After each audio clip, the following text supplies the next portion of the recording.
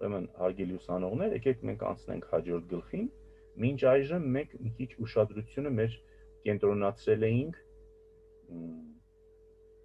իրական եւ մի քիչ էլ ռացիոնալ տարածությունների վրա եւ ավելի շատ նրանց հատկությունների վրա էինք խորացած։ Օրինակ R3-ում կամ R2-ում նայեցինք հարթություններ, ուղիղներ եւ այլն։ Հիմա մի քիչ շատացնենք մեր դիտարկած տարածությունների քանակը։ Հիմա մենք պատրաստվում ենք անցնենք կոմպլեքս եւ մոդուլյար n չափանի տարածություններ։ Հələ եկեք անցնենք կոմպլեքսին։ Ընդ որում, ստեղ մենք մի քիչ ավելի արագ ենք այս մասի վրայով անցնելու, որովհետեւ կոմպլեքս թվերից դուք առաջի կուրսում բավական մանրամասն եւ հիմնավոր տեղեկացել եք, ովքեր ուզում են կրկնեն, խնդրեմ նայեք առաջի կուրսի դասընթացի կոնսպեկտները եւ տեսեք այստեղ C1, C2 հավելվածների մեջ կոմպլեքս թվերի մասին ավելի մանրամասն կա։ Հիմա եկեք առաջ անցնենք։ Նայեք, հիշում եք ոնց մենք առաջ ենք անցնում, եթե մենք S եւ հաջորդ գլուխների վրա մի քիչ շատ արագ գնանք, ձեզ չփոթեցնի։ Սա նախատեսված է այն ուսանողների համար, որոնք կոմպլեքս թվերին, մոդուլյար ZP դաշտին եւ այլն լավ ծանոթ չեն, կամ ընդհանրապես ծանոթ չեն։ Դուք մի քիչ ավելի շատ եք ծանոթ, ավելի արագ եք գնալու։ Հիմա նայեք, դուք հիշում եք Rn տարածությունը ոնց սկսեցինք սահմանելը։ Ասեցինք եկեք R-ը ֆիքսենք եւ նրան անվանենք սկալյարների դաշտ, եւ նրանից ելնելով մնացած կառուցվածքները արվեց վեկտորներ եւ այլն։ Կոլինարություն, զրոյական վեկտոր, ամեն ինչ։ Հիմա եկեք այս անգամ նույն պրոցեդուրան սկսենք, բայց որպես սկալյարների դաշտ մենք վերցնենք R-ը վերցնենք C-ն, կոմպլեքս թվերի դաշտը։ Դուք կոմպլեքս թվերը ծանոթ են առաջի կուրսից, ավելին երկրորդ կուրսի առաջի սեմեստր հանրահաշվական համակարգերից ձեզ ծանոթ է, որ այս C-ն նաև դաշտ է։ Այսինքն, երբ որ մենք ստեղ օգտագործում ենք այսպիսի տերմինոլոգիա, եկեք որպես սկալյարների դաշտ վերցնենք C-ն, ձեզ հասկանալի է, որ C-ն սկալյարների դաշտ բառը այստեղ պատահական չի օգտագործում, դա նաև դաշտ է ձեր նախորդ դասընթացի իմաստով։ C-ն վերցնենք։ C-ից վերցնելով ոնց որ ստեղ R-ից անցնում ենք Rn-ին, կարող եմ C-ից անցնեմ Cn-ին, որը իրանից ներկայացնում է այսպիսի դեկարտյան արտադրյալի, այսինքն հնարավոր n-յակների բազմություն։ Յուրաքանչյուր n-յակ անվանենք վեկտոր, որը բաղկացած է x1-ից xn, ուրեմն կոորդինատներից, x1-ից xn-ը կոորդինատներ են, իրանից ներկայացնում են ինչ-որ կոմպլեքս թվեր։ Վեկտորները կարող են գրվել ոչ միայն այդպես, ավանդական եղանակով, այլև կարող են գրվեն այսպիսի քառակուսի վեկտորներով, քառակուսի փաղգծերի մեջ հորիզոնական, կամ էլ նույնիսկ քառակուսի փաղգծերի մեջ ուղղահայաց, եւ սրանք անուններ ունեն։ Սա կոչվում է սյուն վեկտոր, սա կոչվում է սյուն վեկտոր, եւ իսկ սա տող վեկտոր եւ սյուն վեկտոր։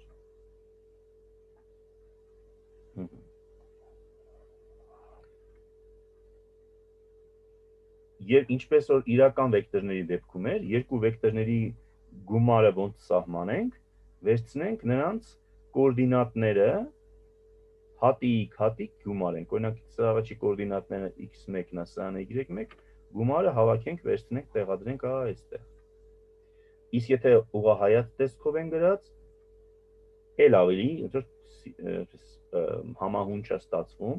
սիրուն է ստացվում գումարը գրել x1 + y1-ը գումարումը գրվում է այստեղ։ Բացի գումարումից ունի ունենք եւս մի հատ գործողություն։ Եթե v-ն վեկտորը եւ ալֆան եւ ան կամայական սկալյար է մեր դաշտից,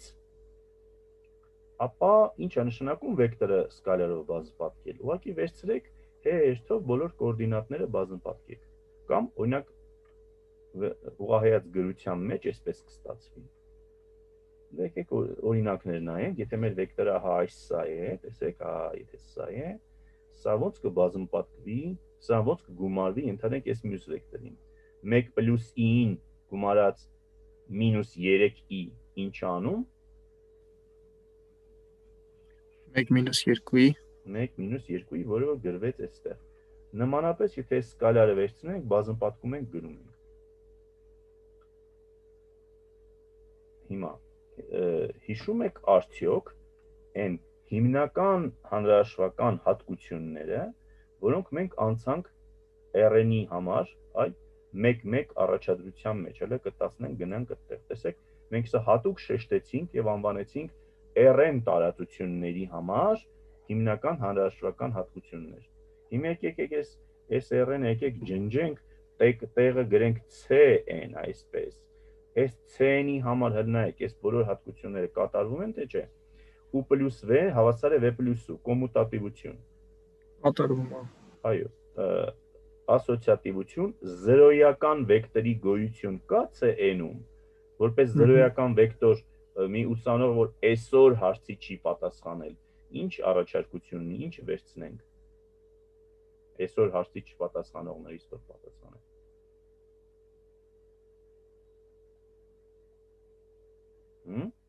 Ինչ իդեա ունեք։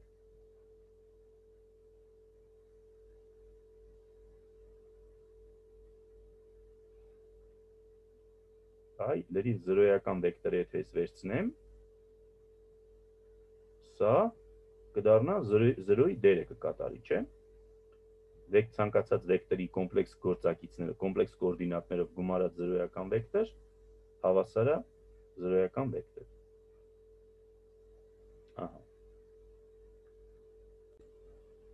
Ահա, ուրեմն տեսնում եք, որ V-ի համար էլ -V կա։ Իդեպ, եթե դուք հավանաբար կհիշեք, որ այս առաջի 4 հատը միասին Աբելյան խմբի աքսիոմներն են։ Հետո գալիս է 2 հատ բաշխականություն եւ 2 հատ էլ աքսիոմ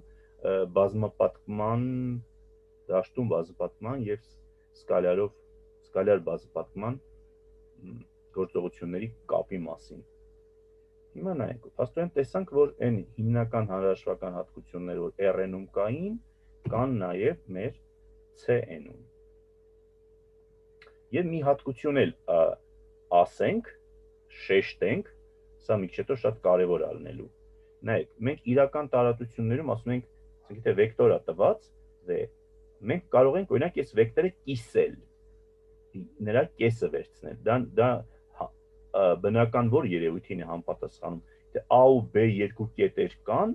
մենք կարող ենք նրանց միջնակետը վերցնենք։ Դա համապատասխանում է վեկտորը կիսելուն, չէ։ Այսինքն ստացվում է, որ վերցնում ենք 2-ի -1 անգամ V-ն,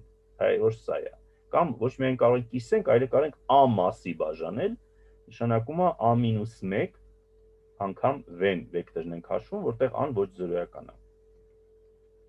Հետաքրքիր է, նույն բանի անալոգը, կետերի արանքում կետ վերցնելու պրոցեդուրան տեղի ունի արդյոք կոմպլեքս դաշտում։ Դա նշանակում է հետևյալը, եթե վերցնենք կամայական Z կոմպլեքս թիվ, կարելի է արդյոք V-ն բաժանել այդ Z կոմպլեքս թվի վրա։ Մտածենք, ոնց դա անենք։ Ոնց կոմպլեքս, արդյոք հնարավոր է կոմպլեքս տարածության մեջ, որը մենք ընդհանուր դեպքում պատկերացնել վիզուալ չենք կարող, ոնց կարելի է երկու կետերի միջևի կետը վերցնել, այսինքն չենք կարող ասել, որ կոմպլեքս վեկտորի համար իր կոորդինատները կոմպլեքս թվեր են, իսկ կոմպլեքս թվերի համար եթե բաժանման գործողությունը սահմանված է, ուրեմն կարող ենք այդպիսի կետ գտնել։ Այո, իհարկե, կարող ենք։ Եվ ես հիմա պատրաստ դուք հանրաբար կհիշեք, որ Z-ը, որ C-ն դաշտ է, եկեք վերադառնանք ձեր նախորդ դասընթացին, C-ն դաշտ է, նրա մեջ ինչ ոչ զրոյական Z վերցնենք, դաշտի աքսիոմներից մեկը որն էր, եթե Z-ը ոչ զրոյական է, անպայման նա պետք է ունենա ինչ։ Հակադարձ։ Հակադարձ։ Դե վերցնեմ այս Z-1 հակադարձը, որը մի հատ իր համար կոմպլեքս թիվ է, եւ դա բազմապատկենք V-ով։ Այդ գործը վերջացավ։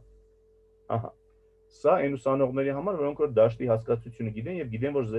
C-ն դաշտ է։ Իսկ հիմա ավելի դպրոցական մակարդակի այս հարցը լուծելու ձև ասենք, որ նաև ոչ միայն դպրոցական մակարդակի, այլև ձեզ էլ է պետք, որովհետև կոնկրետ հաշվարկելու ձևն է ցույց տալիս։ Նայեք, ոնց հաշվենք այս z-1-ը։ Պրակտիկ հաշվելու ձևը ահա։ Նայեք, տեսեք, սա մենք կարողանանք անել, այս վերևի այս ամբողջ հաշվարկները, եթե մենք կարողանանք անել, եթե յուրաքանչյուր x կոմպլեքս թիվ կարողանայինք բաժանել z կոմպլեքս թվի վրա։ Տեսնենք կարող ենք արդյոք։ Հələ առաջին դյուրին դեպք նկատենք, ենթադրենք z-ը իրական է։ Ոնց կարելի է x կոմպլեքս թիվը բաժանել z իրական թվի վրա, որը ոչ զրոյական է ի դեպ։ Դե գրենք x z-ը, x-ը գրենք a + b-ի տեսքով բաժանած z, որտեղ z-ը իրական թիվ է, դե իրական թիվը նշանակում շատ հեշտագործ է։ Սա չի կարելի գրել az-րդ գումարած bz-րդ, az-րդն ու bz-րդը երկուսն էլ հաստատ իրական թվեր են, չէ՞, որտեղ a-ն, b-ն, z-ը իրական են թիվ։ Դե ստացվեց, մենք ստացանք որոնելի կոմպլեքս թիվը, az-րդ, bz-րդը դա իրական եւ կեղծ մասերն են, 9 էլ են այնտեղ տեղադրված է։ Իսկ ինչ անել, եթե z-ը թարսի պես իրական չի։ Թե իրական չի, տեսեք, այսպեսի բան կիրառենք։ Վերցնենք, ենթադրենք, եթե իրական չի, ենթադրենք ինքը ինչ որ c գումարած d-ի է։ Այս c գումարած d-ին է։ Ոնց x-ը բաժանենք այդ դրա վրա։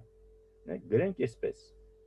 x-y-րդը դա a գումարած b-ի բաժանած c գումարած d-ի երրորդ է։ Հիմա եկեք հələ մի հատ սենց կոտորակով բազում պատկենք, որի համարիչում հայտարարում էլ c մինուս d-ին է։ Հասկանալի է, որ այդ c մինուս d-ն 0 չի, ուրեմն կարելի է բազում պատկել։ Եվ այդ c մինուս d-ին այն լավ բնավորություն ունի, որ երբ որ բազը պատկում ենք, ստեղ ինչ է ստացվում, c քառակուսի պլյուս d-ի քառակուսի մի հատ մինուսը ի քառակուսի հետ գնում է, մաքուր ստացվում է c քառակուսի d քառակուսի, այսինքն այս հայտարարի թիվը բարեբախտաբար իրական թիվ է ստացվում։ Դե իրական թիվ է ստացվում, որ ի դեպ, եթե դուք կոմպլեքս թվերը լավ հիշում եք, դա մոդուլի քառակուսին է։ Չեմ ուզում անցում կատարեմ, հիմա կրկնենք կոմպլեքս թվերը։ Իսկ համարիչումը ինչ ունենք։ Համարիչում ինչ որ երկու հատ կոմպլեքս թվերը իրարով բազմապատկած է, փակգծերը բացելու կանոնով սիրուն իրարով բազմապատկում ենք, հետո նման անդամները միավորում ենք, ստացվում է այս։ Ստացվում է այս կոմպլեքս թիվը բաժանած է իր համար մի հատ կոմպլեքս թվի համար վրա։ Այսքանը ստացվում է իր իրական մասը, այսքանը ստացվում է իր կեղծ մասը, այս է 9-ը գրված է այստեղ։ Ստացվեց բաժանում։ Հարցեր էս բաժանումից։ Քանի որ մենք գիտենք այդ բաժանումը, այս աստեղ նմուշները արված են, այս վարժությունները չափազանց դյուրին են եւ առաջի կուրսային են, որ հիմա ես ձեզ անեմ, այսա բաժանումները ստեղ խնդրեմ այս վարժությունները ինքնուրույն նայեք, օրինակները եւ ստեղ էլ նմուշ կա։ Օրինակ, ահա այս կոմպլեքս վեկտորը որ տված է, ոնց բաժանենք իրան 1 + i կտորի, 1 + i հատ կտորի։ Վիզուալ չենք կարող պատկերացնել ինչ է նշանակում 1 + i հատ, 2 հատ, 3 հատ, 6 հատ գիտենք, բայց 1 + i հատ կտոր, այն էլ ահա այս վեկտորը, որ նույնպես չենք կարող վիզուալ պատկերացնել, այնուամենայնիվ անալիտիկ հաշվել, այսը հաշված գրված է այստեղ։